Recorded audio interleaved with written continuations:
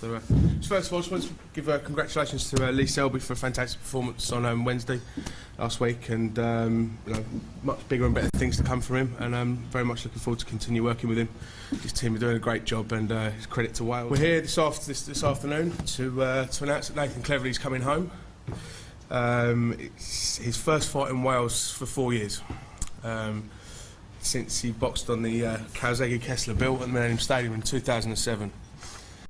Since then, he's been on the road, picking up various titles: British, Commonwealth, European, and the WBO Light Heavyweight Championship.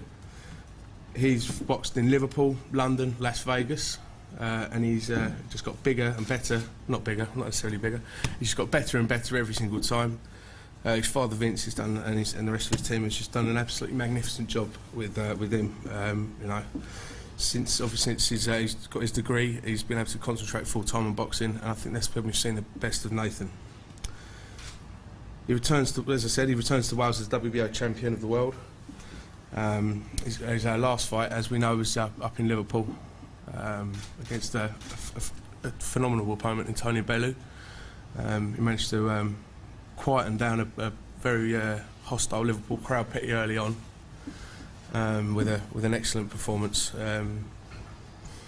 One that a lot of people thought Nathan might slip up on, but I think most of his team, including myself, were pretty confident that he would go into a professional job. He didn't have to go in there swinging. He knew Tony's dangers were his big punch. He took a few, which we all saw him play acting to, and it's all part of the showmanship. But he's done a fantastic job, and he deserves his shot to come home and demonstrate what he can do in front of his home crowd. The fight will be live on Box Nation, obviously at this arena.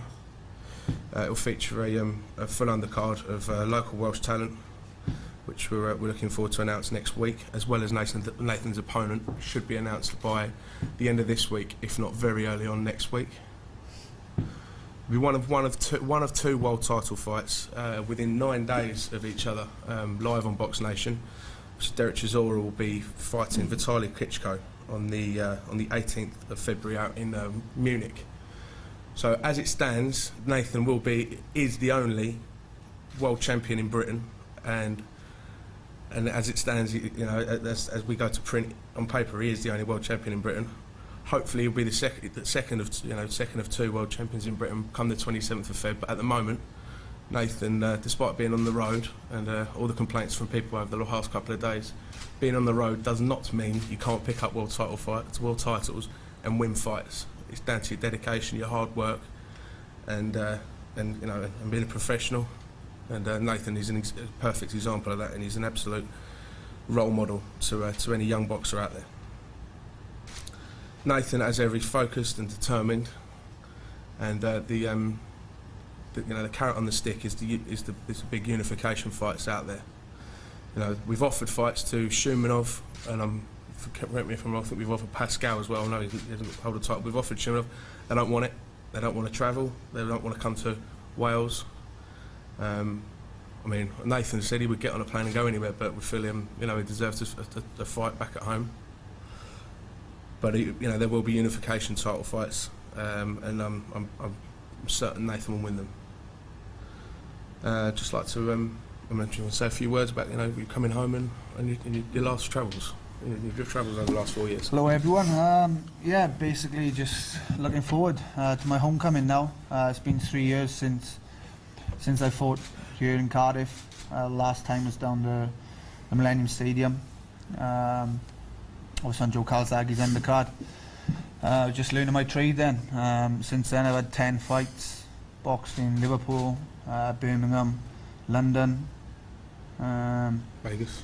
Las Vegas, yeah, and it's been a great journey. I've obviously won all my titles, British, Commonwealth, European, and obviously now world champion, and I think it's a perfect moment now to come home as world champion and defend my belts in front of my home crowd, and pretty much my home city really. I live 25 minutes down the road, so it's going to be a special occasion for me, and obviously with myself now, and we've got a lot of talent coming through on the undercard.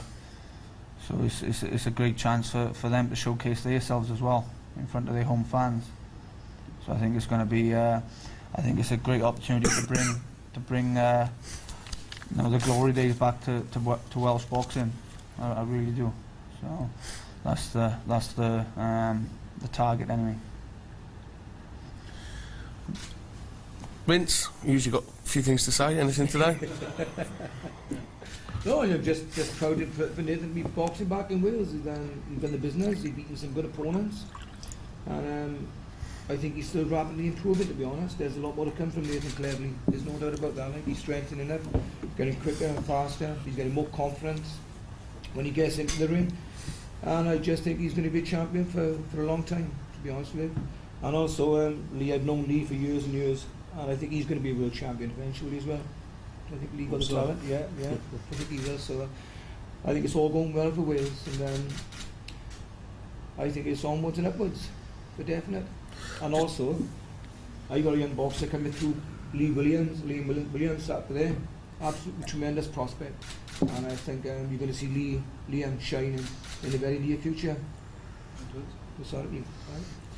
Just going back to Lee, we were just saying that John Simpson never been stopped, and I don't know if anyone saw the fight, but it was a pretty fantastic shot, and definitely bigger and better things to come from Lee. But that was a great performance, and obviously we've got Stephen Robinson back there, and his son is looking fantastic and improving all the time. So there's massive things to come from this neck of the woods again, and we have missed coming down here, and I'm looking forward to learning my Welsh again.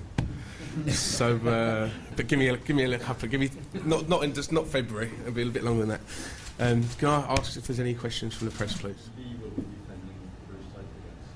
Not as yet. I think Le'll probably sit down next week, and we'll make a decision on that in the next couple of weeks.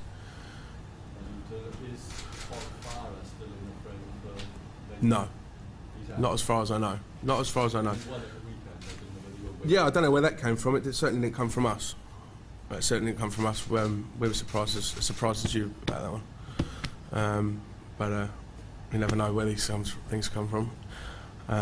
There's a few names being mentioned, but I think obviously we met Shumenov. Got the word out that we wanted Shumenov, and he's gone on the missing list.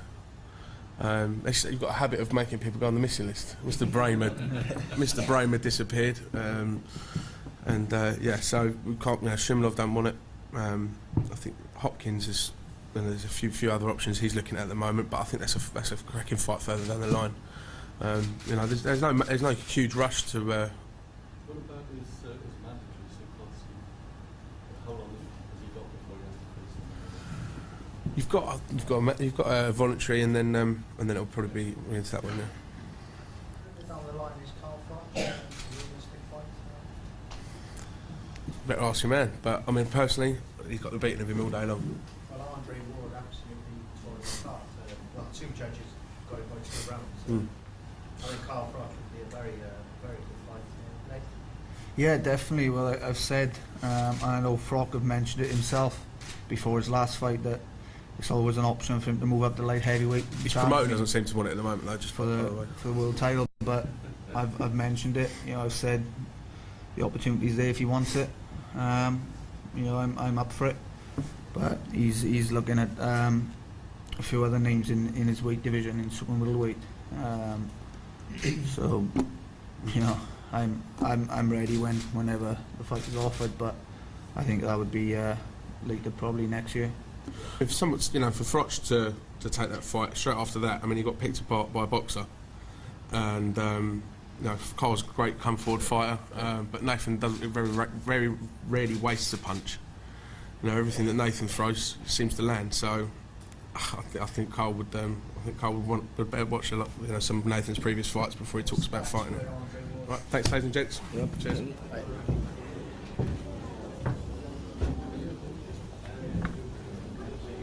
Tell Clem I wouldn't worry about the flag too much. There's one in the background there. I mean, just stand in together. Fantastic.